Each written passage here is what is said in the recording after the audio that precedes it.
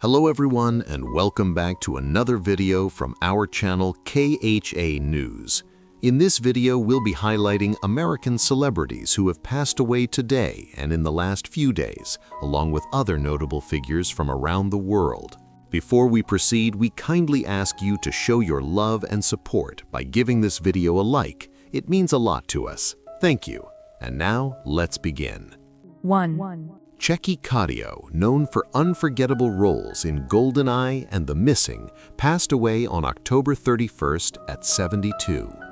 Born in Istanbul and raised in Paris, he studied dramatic arts and quickly rose to fame after winning a César Award in 1982. His breakout international role came in La Nikita, and from there his career took off with appearances in major films like 1492, Conquest of Paradise, Bad Boys, The Patriot, and Kiss of the Dragon.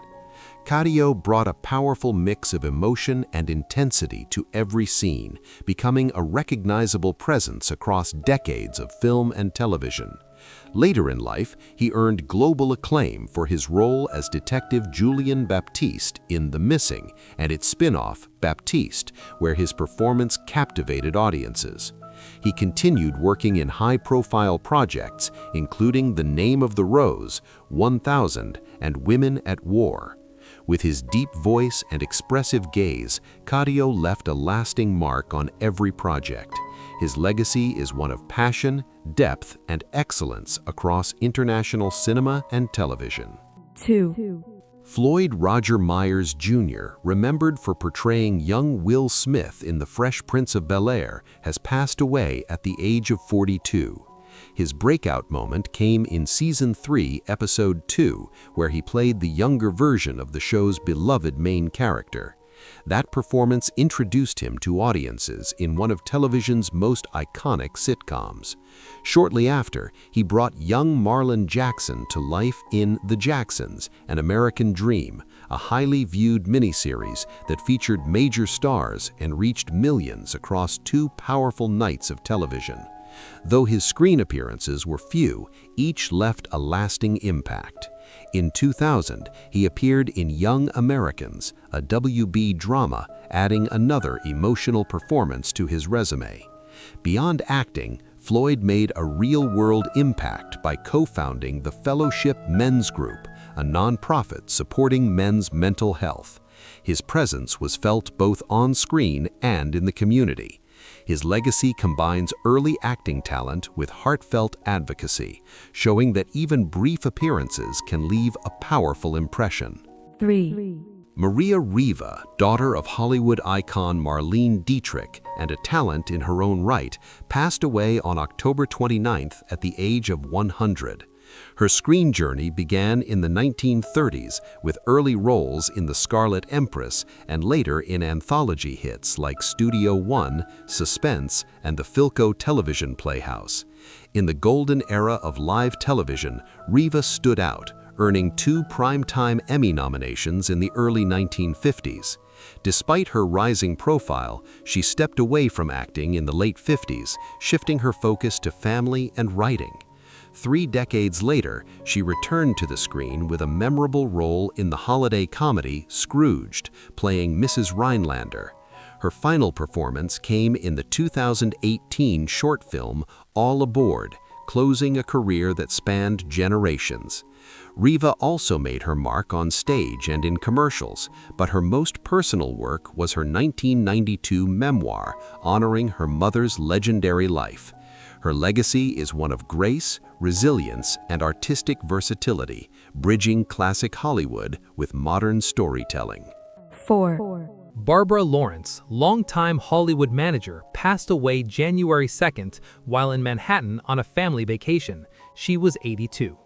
Her clients included Chris Evans, Rue McClanahan, Alan Rachins, and Taylor Howard. Barbara Diekman was born January 10, 1943, in the Forest Hill section of Queens.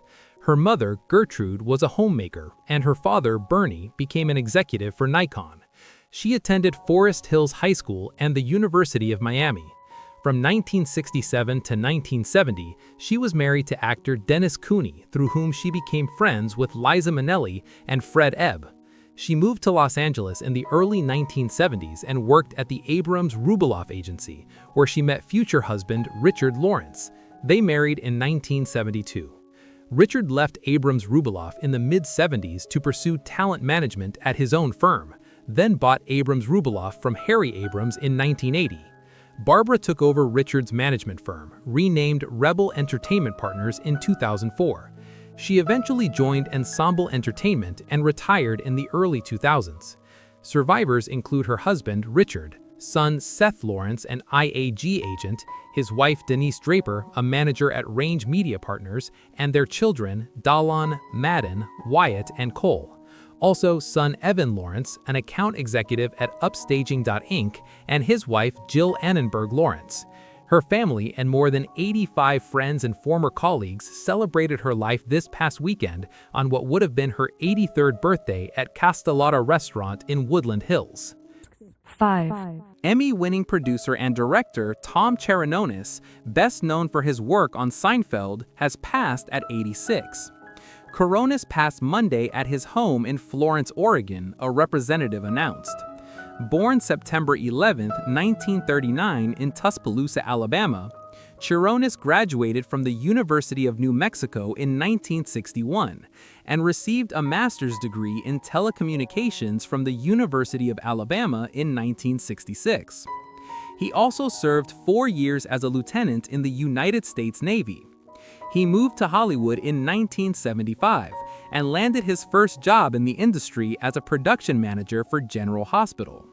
His first job as a television director was in 1986 with the Babes in the Woods episode on CBS comedy My Sister Sam. It was in 1990 that he began work on Seinfeld as a director and producer in a total of 85 episodes over the first 5 seasons, earning a DGA award for directing the contest episode in 1993, as well as an Emmy award as a producer. Several of Chironis' other Seinfeld episodes are considered highlights of the series, including the Chinese restaurant and the parking garage. But here's what changed everything. Chironis left Seinfeld after season 5 at Jerry Seinfeld's request. He was tired of the same thing. I guess he just wanted somebody else, another presence, to try to keep it fresh, Chironis said. Chironis also directed 56 episodes of News Radio and worked on Welcome Back Carter, Caroline in the City, and Ellen. 6. The final whistle has solemnly blown for a titan of Welsh football, marking the end of a gritty and glorious era. Terry Yorath, the steel-willed midfielder and impassioned manager, has passed away at 75, leaving a legacy carved from triumph and unimaginable heartbreak. A product of Leeds United's golden era, Yorath was the definition of a hard man, a warrior who battled for every inch of turf. He made history as the first Welshman to play in a European Cup final, later commanding the midfield for Coventry and Tottenham. But his heart belonged to the dragon on his chest. Capped 59 times and captain for 42, he led Wales with a ferocity that inspired a nation. As manager, they brought them agonizingly close to the 1994 World Cup, a dream denied by inches. Yet his life was defined by resilience far greater than sport demands. He survived the horrors of the Bradford City fire, leaping from a window to safety. More painfully, he endured the crushing loss of his son, John, who collapsed and died in his garden at 15, a shadow that never truly lifted. His final moments were marked by a poignant exit as his daughter, broadcaster Gabby Logan, left Match of the Day mid-broadcast to be by his side. Today, the stands fall silent for a man who gave everything. Terry Yorath was not just a player, he was a father, a fighter, and an eternal symbol of Welsh pride. The beautiful game will forever miss his fire. The final whistle has solemnly blown for Titan of Welsh football, marking the end of a gritty and glorious era. Picture this. July 18th, 1964. Asbury Park, New Jersey. A baby girl enters the world, and nobody could have predicted that this child would one day become one of the most polarizing voices in American media. Her name? Wendy Joan Williams. But here's where the story gets interesting. Wendy wasn't born into a family of entertainers or media moguls. Her parents, Shirley and Thomas Williams, were educators, serious professionals with a combined 3 master's degrees between them. Shirley taught special education, pouring her heart into helping children who struggled. Thomas was a teacher who climbed the ranks to become a school principal. In fact, in 1969, he made history as the first black school administrator in Red Bank, New Jersey. This was the Williams family. Achievement wasn't optional. Excellence was the standard. Wendy was the middle child, sandwiched between her older sister Wanda and younger brother Thomas Jr. And from the very beginning, she was different. While Wanda was the golden child, the straight A student who got a scholarship to Tufts University at just 16 years old, Wendy was loud, fast-talking, and constantly in motion. Doctors even recommended medication to control her hyperactivity. She spoke too loud, too fast, and way too much. Everything her older sister wasn't. The Williams family lived in Asbury Park initially, but 1970 changed everything. Race riots tore through the city, and like many black families seeking safety and opportunity, the Williams family made a decision. They packed up and moved to Wayside, a predominantly white middle-income suburb in Ocean Township, New Jersey. Imagine being one of the few black families in an entire neighborhood. Imagine attending a Baptist church every Sunday, visiting Oak Bluffs, Massachusetts every summer, trying to hold on to your identity while living in a world that didn't always reflect it back to you. School was complicated for Wendy.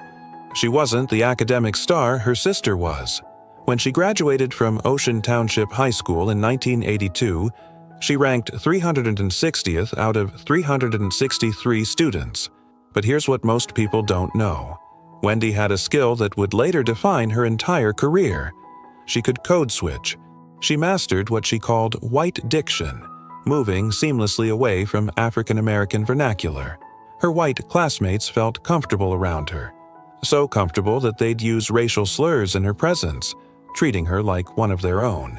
But she didn't fit in with the other black students either. She later admitted their only common ground was smoking cannabis. But let's talk about what really shaped Wendy during those years. The weight, the body image issues, the dieting. Her parents put her on a diet after she gained weight in elementary school, and this created a wound that would follow her for decades. In interviews years later, she'd describe a tortured childhood, admitting she was body-shamed constantly. "They fat-shamed me," she said.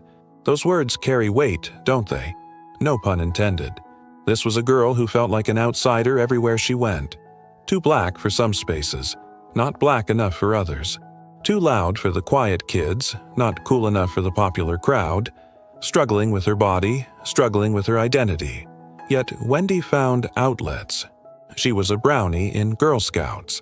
She volunteered as a candy striper at the local hospital. Her parents thought she'd become a nurse. She even acted as an announcer at her younger brother's Little League games, already developing that voice, that presence, that command of an audience. She competed on the Ocean Township High School swim team, not because she loved swimming, but because she was strategic enough to know it would help with college applications. She was good enough to earn a partial scholarship to Boston College. But here's the twist. She turned it down. Why? Because she had no intention of continuing swimming in college. It was a means to an end. Instead, Wendy enrolled at Northeastern University in Boston, and this is where everything clicked into place. Away from New Jersey, away from her family's shadow, Wendy discovered radio. She started working at the college station, WRBB, and something inside her lit up. She loved it. The microphone, the audience, the ability to speak her mind without a filter. While other students were focused on getting degrees to land corporate jobs, Wendy was traveling to New York City on her free time, sitting in Penn Station with a portable radio, dialing from station to station, studying DJs like they were master classes. She was obsessed. In 1986, she graduated from Northeastern with a Bachelor of Science degree in communications. She wasn't the best student, she wasn't the most popular, but she had found her calling, and nothing was going to stop her now. Her first radio job took her far from home. the Virgin Islands. St. Croix, to be specific. It was a small market, but it was a start. She wasn't playing pop music or soft rock. From the beginning, Wendy gravitated toward urban music, hip-hop, R&B, the sounds that spoke to her generation. Then came New York City. WEPN-FM hired her as a disc jockey. But this is where the Wendy Williams we know today started to emerge. She didn't just play songs. She talked. She gave opinions. She was bold, brash, unafraid to say what others wouldn't. And management didn't always appreciate it. She refused to stick to formatted scripts. She wanted to be herself, raw, real, unfiltered. It got her fired. But Wendy Williams wasn't the type to stay down. After getting fired from New York, most people would have given up. But Wendy Williams, she was just getting started. She landed in Philadelphia, working for WSL, and spent 3 years there rebuilding, refining, and getting even bolder. But New York was calling her back. In 2001, she returned to the city that never sleeps, this time joining WBLS, the former rival station to Kiss FM. And this is where the legend was born. The Wendy Williams Experience debuted, and it was unlike anything radio had ever heard. This wasn't just a show where you heard the latest hits. This was drama, gossip, confrontation, and raw honesty, all wrapped into one explosive package. Wendy modeled herself after Howard Stern, even calling herself the Queen of All Media in homage to his King of All Media title. She didn't just interview celebrities. She grilled them. She asked the questions nobody else had the guts to ask. She talked about things that made people uncomfortable. Her own drug addiction, her plastic surgeries, her struggles trying to conceive a child. Nothing was off limits, and listeners ate it up. 12 million people tuned in to hear what Wendy would say next. She became a ratings juggernaut. In 1993, she won the Billboard Award for Best On-Air Radio Personality. But with great success came great controversy. Wendy didn't believe in coddling celebrities. When Whitney Houston came on her show in 2003, Wendy pressed her about her drug use. The conversation got heated. The two women went at it on air. It was messy, it was uncomfortable, and it was completely authentic. Years later, they reconciled, but that interview became legendary. Hip-hop artists started coming after her. Jay-Z, Will Smith, 50 Cent, they all took shots at Wendy in their lyrics. Some people thought she went too far. Others loved her for saying what everyone else was thinking.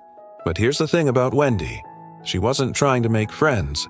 She was trying to tell the truth as she saw it, and the audience respected that, even when they didn't agree with her. Her radio success opened other doors. She started writing. In 2003, she released her autobiography, Wendy's Got the Heat, co-written with journalist Karen Hunter. The book debuted at number 9 on the New York Times bestseller list. She followed it up in 2004 with The Wendy Williams Experience, another bestseller. Then came fiction. She created a trilogy about Ritz Harper, a fictional radio shock jock who lived a life suspiciously similar to Wendy's own. In 2013, she published Ask Wendy, an advice book where she dispensed her signature brand of tough love to fans seeking guidance. But television was the next frontier. In 2006, VH1 gave her a reality show called The Wendy Williams Experience, taking viewers behind the scenes of her radio program. People got to see the woman behind the microphone. The preparation, the research, the chaos. It was raw and real, just like Wendy herself. Then came the moment that would change everything. July 14, 2008. The Wendy Williams Show debuted as a test run in 4 cities during the summer. The New York Times called it a breakthrough in daytime television, coining the term backtalk show. This wasn't Ellen's feel-good dance breaks. This wasn't Oprah's inspiration. This was gossip, attitude, and unapologetic opinions. Wendy sat in her purple chair, kicked off her heels, and told it like it was. The test run was so successful that Fox signed a deal to broadcast the show nationally starting in July 2009. BT picked up cable rights to air it at night, and by 2010, the show was being broadcast internationally in 54 countries. The Wendy Williams Show was averaging 2.4 million daily viewers. Wendy was going toe-to-toe with Ellen DeGeneres, trading the #1 spot for female daytime talk show host back and forth. She had made it. The girl from Ocean Township who ranked 360th in her high school class was now a household name. But Wendy didn't stop there. In 2008, the same year her talk show debuted, she was inducted into the National Radio Hall of Fame. She eventually retired from radio completely to focus on television, but her legacy in that medium was already cemented. She had changed the game. Her television career expanded beyond her talk show. In 2011, she competed on Dancing with the Stars. She was eliminated second, but she didn't care. She checked another box on her bucket list. She hosted a game show called Love Triangle for GSN. She appeared in movies, Think Like a Man in 2012 and its sequel, Think Like a Man 2 in 2014. She had cameos in World War Z and Mike and Dave Need Wedding Dates. She played a judge on Drop Dead Diva and was a guest judge on The Face. In 2013, she even took on Broadway, playing Matron Mama Morton in the musical Chicago. Critics praised her performance. She brought her larger-than-life personality to the stage and audiences loved it. This was a woman who refused to be put in a box. Radio, television, books, film, theater, fashion, she conquered it all. Speaking of fashion, Wendy launched her own clothing line. She sold accessories through QVC that became massive hits. She designed jewelry under the brand Adorn. She even had her own wig line, because of course she did. Wendy Williams wasn't just a media personality, she was a brand. In February 2013, she and her husband, Kevin Hunter, launched Wendy Williams Productions, a reality television production company focused on creating unscripted content. She executive produced shows like Celebrities Undercover and the controversial Lifetime movie Aaliyah, the Princess of R&B, which premiered in November 2014. The film drew criticism for its casting and portrayal of Aaliyah's relationship with R. Kelly, but it proved Wendy was willing to take risks. In 2015, she premiered Death by Gossip with Wendy Williams on Investigation Discovery, a documentary series she both hosted and produced. She was everywhere. On your TV screen at 10 a.m. for Hot Topics, on your shopping network selling fashion, in movie theaters, on Broadway. Wendy Williams had become exactly what she set out to be, the queen of all media. But behind all the success, behind the purple chair and the signature "How you doin'" greeting, behind the book deals and the Hollywood Walk of Fame stars she received in October 2019, something else was brewing. Health issues were quietly building beneath the surface, and personal demons were waiting in the shadows. The woman who seemed invincible was about to face the biggest battles of her life. Let's rewind to October 2017, Halloween episode of The Wendy Williams Show. Wendy walked onto the set dressed as the Statue of Liberty, ready to deliver another episode of Hot Topics. The audience was excited, the cameras were rolling, and then it happened. Mid-sentence, Wendy started shaking. Her words became slurred. She struggled to speak, and then, right there on live television, she collapsed. The show cut to commercial. When they came back, Wendy was standing again, trying to laugh it off. That was not a stunt, she told viewers, but the damage was done. The clip went viral. Millions of people watched Wendy Williams faint on stage, and suddenly everyone was asking the same question. What's really going on with Wendy? The truth was complicated, and it had been building for years. In February 2018, Wendy announced she'd be taking a 3-week break from her show. The reason? Graves' disease. She revealed that she'd actually been living with this autoimmune disorder for many years, but it had reached a point where she couldn't hide it anymore. Graves' disease causes the thyroid to produce too many hormones, leading to symptoms like increased heart rate, weight loss, anxiety, hair loss, difficulty sleeping, and the symptom viewers had been noticing for months: bulging eyes. Wendy addressed it head-on. Graves' disease squeezes the muscles behind the eyeballs, she explained. It makes your eyeballs twitch. It's why my eyes look the way they do. Stop asking me about it. But here's the thing about Graves' disease. When left untreated, it can be life-threatening. Even with treatment, it can remain debilitating for some people. Wendy was fighting an invisible battle every single day.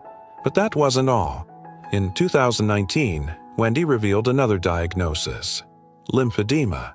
This is a chronic condition where the limbs, in Wendy's case her feet and legs, swell because the lymphatic system doesn't drain properly. There's no cure.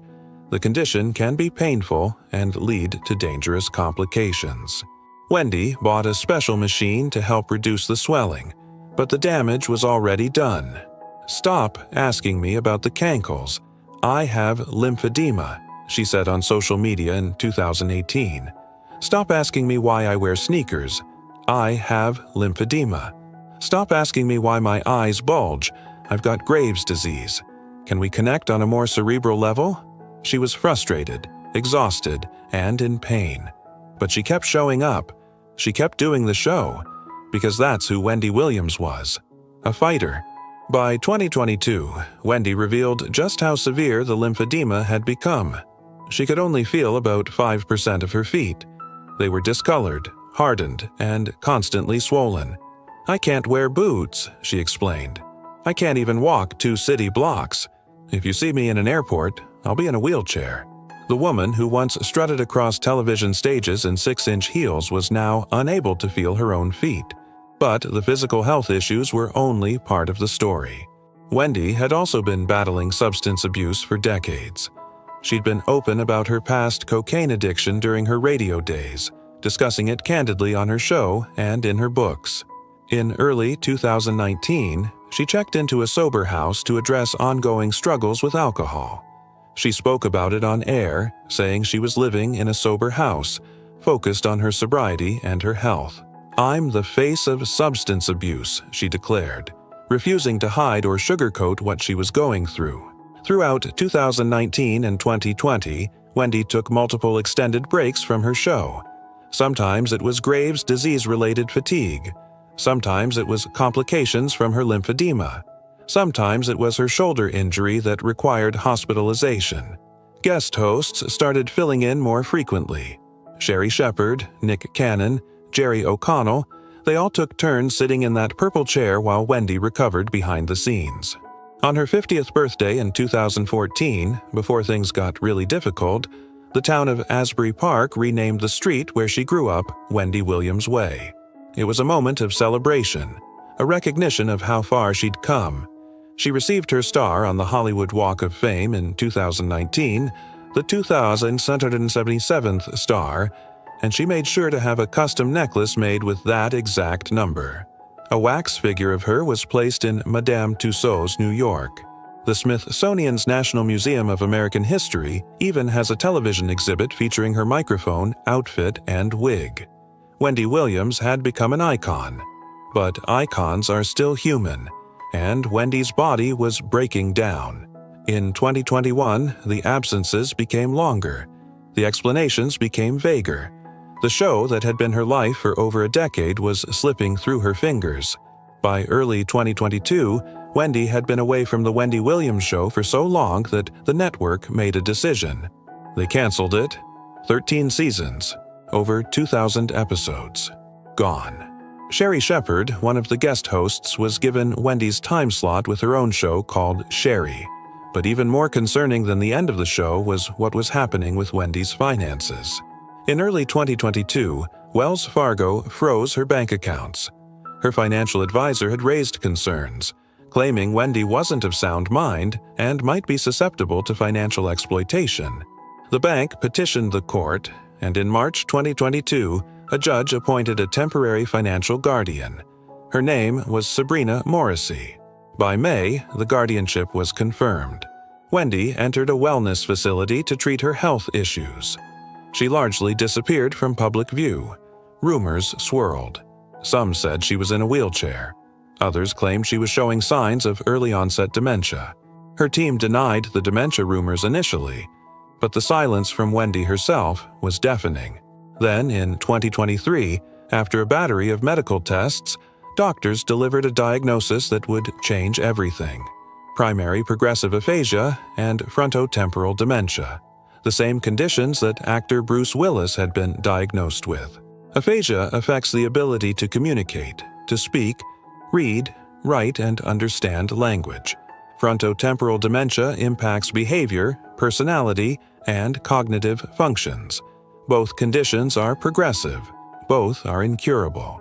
The announcement came in February 2024, right before the premiere of a Lifetime documentary called Where is Wendy Williams? The timing wasn't coincidental.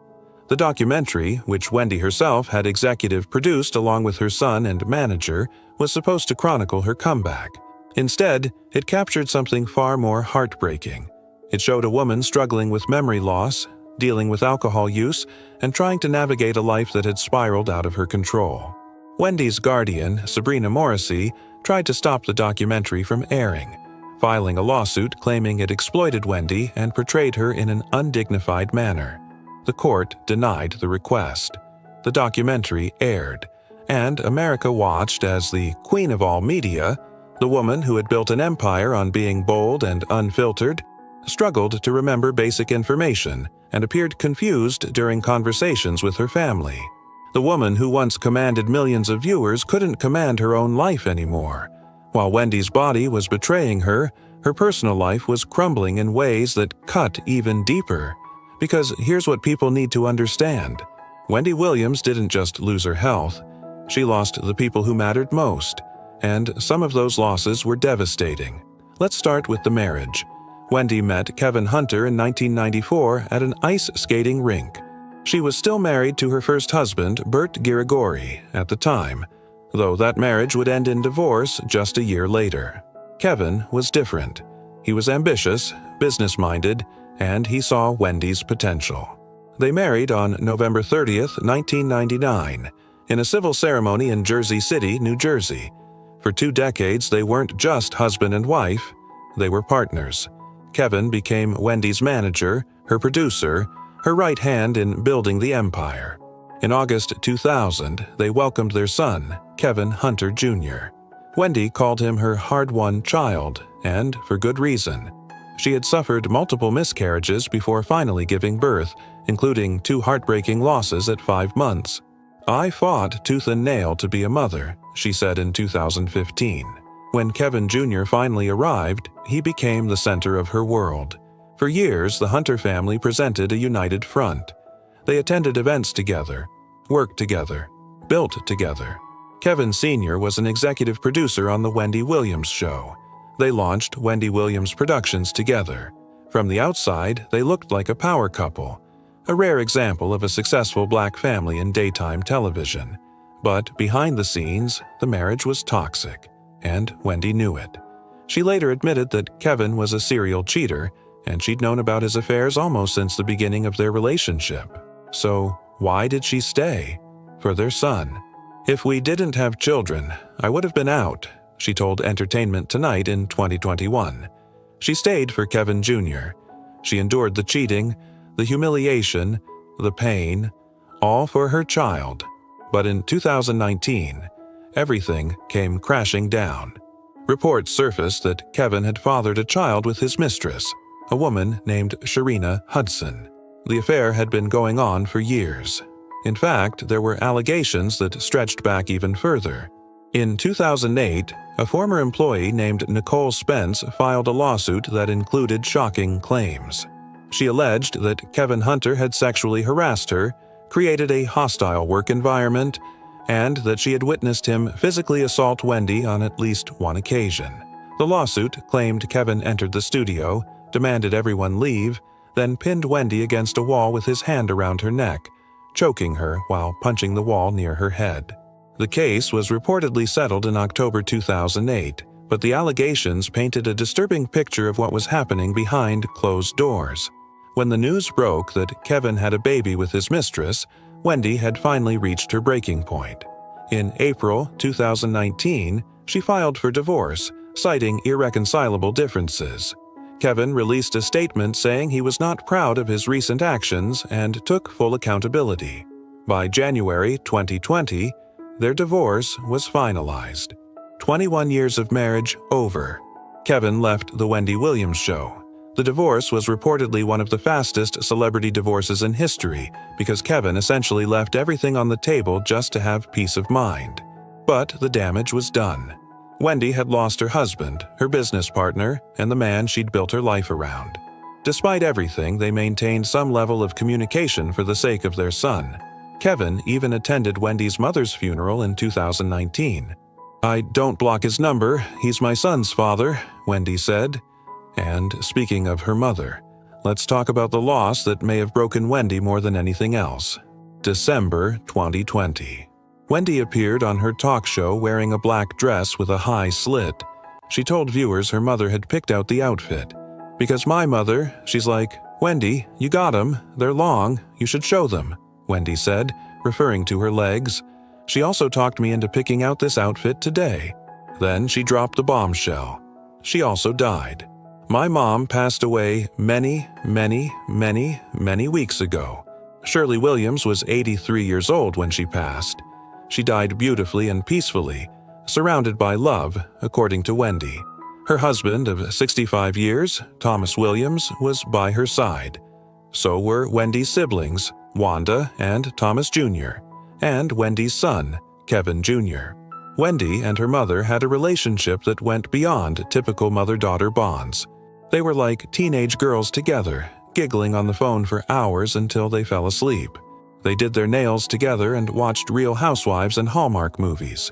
Shirley had been Wendy's biggest supporter, appearing on The Wendy Williams Show multiple times, sitting in the audience, even filling in as a co-host on occasion. Their bond was deep, genuine, and irreplaceable. "Gone is the best mother, the best girlfriend that a girl could ever have," Wendy said through tears. "I feel fortunate that I had her in my life all of my 56 years. In one particularly memorable moment from 2010, Shirley appeared on Wendy's show and told the story of Wendy's birth. "In 1964, my family was full of stress and in a lot of darkness because my mother was diagnosed with colon cancer," Shirley revealed. "But then a ray of sunshine came into our lives. Wendy was born in July. What a wonderful blessing it was to us, that one was ready to be taken away in October, and one brought a ray of sunshine and hope and a wonderfully bubbly personality into our lives." Shirley's mother, Wendy's grandmother, lived just long enough to see baby Wendy and even named her personally. The symbolism wasn't lost on anyone. While one life was lost, one life was gained, Wendy reflected. "And maybe that's why my mother says I turned out so bubbly, because I was there to inject new light into our family." Shirley Williams wasn't just a homemaker. She was a powerhouse in her own right. A retired school teacher and learning disabilities resource specialist, she was deeply involved in the Ocean Township community. She served as president of the Ocean chapter of Drifters Incorporated, a national organization of Black women promoting education and civics. She was active in the Monmouth County Council of Girl Scouts, the Central Jersey Club of the National Association of Negro Business and Professional Women's Clubs, and the Lambda Omega chapter of Alpha Kappa Alpha Sorority. She had even won a national award for her community service. Losing her mother while simultaneously dealing with her divorce from Kevin and battling her declining health was almost too much for Wendy to bear. Her younger brother, Tommy Williams, spoke to The Sun in December 2021 about the toll it had taken on the entire family. "We've all been struggling with the passing of our mother, the matriarch of the family. It's not easy," he said.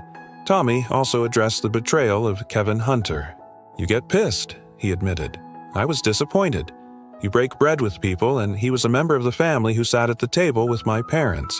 But Tommy tried to take the high road. I don't have any enemies. I wouldn't start with Kevin Hunter. We're all God's children. We all make very big mistakes, and we all have regrets. But for Wendy, the regrets, the losses, and the pain were compounding. This was Kevin Jr.'s first major death, and Wendy knew she had to be strong for her son even when she was falling apart inside. I've got to be strong for my son, she said on her show. Please, it's not like I don't cry. I just don't cry in front of you regarding this particular thing.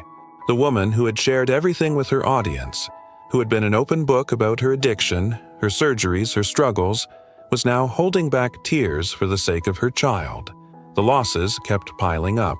Her marriage, her mother, her show, her health, her independence, and soon, even her connection to her family would be strained by forces beyond her control.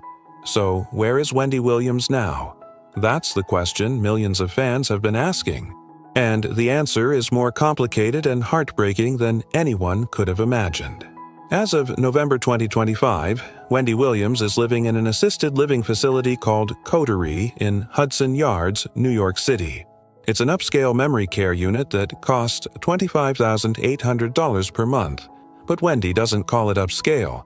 She calls it a dump. She calls it a luxury prison. And she's been desperately trying to get out. The facility is located on a memory unit floor, designed for people with dementia and severe cognitive impairment. The doors don't have locks. There are no stoves or refrigerators in the apartments for safety reasons. The hallways smell like air freshener trying to mask institutional odors. The lobby reportedly has fresh lilies displayed, marble floors, and a tiered crystal waterfall chandelier hanging from the ceiling. There's a 24-hour nursing staff, a private movie theater, a snack bar, a spa, and a hair salon for residents who are able to participate. But for Wendy, these amenities feel hollow. Most of the other residents are in their 70s, 80s, and 90s. And then there's Wendy Williams, 60 years old, sitting in her room, watching TV, looking out the window, and asking herself how she ended up here. In January 2025, Wendy broke her silence. She called into the Breakfast Club radio show with her niece, Alex Finney, and told the world exactly how she felt. "I am not cognitively impaired," Wendy declared, "but I feel like I am in prison." She described her daily life with brutal honesty. "I'm in this place where the people are in their 90s and their 80s and their 70s. I have breakfast, lunch, and dinner right here on the bed. I watch TV, I listen to radio, I look out the window, I talk on the phone." She can't receive incoming calls on the landline available on her floor. She needs permission to leave the facility. She's not allowed to have friends visit without approval.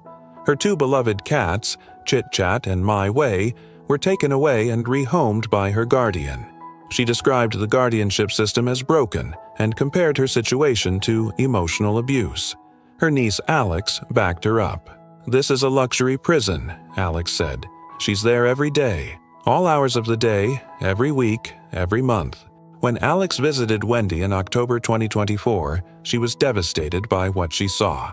"My aunt sounds great," Alex insisted. "She's clear, she's focused on family, and her state does not match that of an incapacitated person." Alex even started a hashtag, #CheerFreeWendy, and set up a GoFundMe account to help fight Wendy's guardianship. She encouraged people to make noise, to sign petitions on Change.org, to do whatever it takes to ensure her aunt can live with dignity. But here's where things get even more complicated. Wendy's guardian, Sabrina Morrissey, filed legal documents in November 2024 claiming that Wendy is cognitively impaired, permanently disabled, and legally incapacitated due to her frontotemporal dementia diagnosis. According to court filings, Wendy's condition has severely declined. Morrissey's lawyers argue that the guardianship is necessary to protect Wendy from exploitation and to ensure she receives proper medical care. But Wendy disputes the diagnosis entirely. During her appearance on The View in March 2025, she said she underwent a psychological evaluation at a hospital and passed with flying colors. "It was my choice to get an independent evaluation on my incapacitation, which I don't have," she stated. She told the hosts she's a college-educated woman, a globally international person from radio to television, and she's been doing important things all her life. Her message to her guardian and the judge? "I need them to get off my neck." She also revealed that while at the hospital she had blood drawn for her thyroid and that she went there of her own volition, not because she was in crisis. A statement from Morrissey's lawyer, read on The View, claimed the guardianship was issued by a judge who declared Wendy legally incapacitated after her frontotemporal dementia diagnosis, and that she has not been kept from her family and is receiving excellent medical care. But Wendy fired back immediately.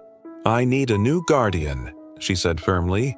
The tension between what Wendy believes about her own condition and what the legal system has determined couldn't be more stark. The financial situation is dire.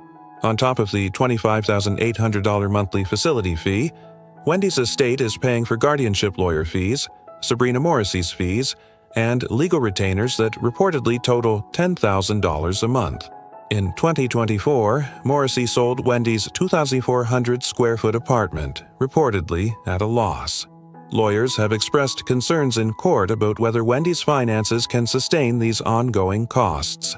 The woman, who was worth millions, who built a media empire, is now watching her fortune dwindle to pay for a guardianship she doesn't want.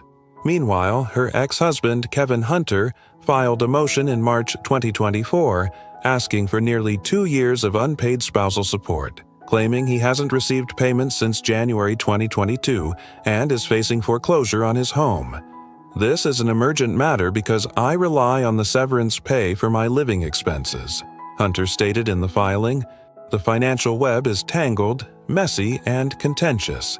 Everyone seems to want a piece of what Wendy built, and she's powerless to stop it. But Wendy hasn't given up." In September 2025, a judge ruled that despite her dementia diagnosis, Wendy must sit for a deposition in the lawsuit her guardian filed against A&E television networks over the Where is Wendy Williams documentary. The judge stated that her condition does not insulate her from providing testimony and that it will be up to the jury to decide what weight to give her testimony. The deposition is limited to 3 hours, conducted remotely, with sufficient breaks, and can span no more than 3 days to accommodate Wendy's condition. Reports say Wendy has been undergoing intensive training sessions with legal coaches and memory experts, preparing for what could be the most important deposition of her life. She knows this deposition is everything, a source told Radar Online.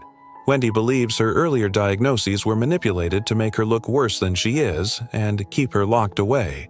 She's fighting not just for the lawsuit, but potentially to break free from her guardianship altogether. Her team sees parallels to Britney Spears' successful conservatorship battle, and they're hoping for a similar outcome. "This whole thing is about money, money, money, money," Wendy told The Cut in a rare interview. She believes the guardianship is driven by profit, not protection. "They think I'm crazy," she said before adding, "I'm fine. I'm still me." Her confidence, her signature swagger, hasn't disappeared despite everything she's been through. Wendy has found small ways to maintain her dignity and sense of self. She regularly attends services at a megachurch in Brooklyn, which she says gives her faith and keeps her connected to God and herself. These church visits represent more than spirituality.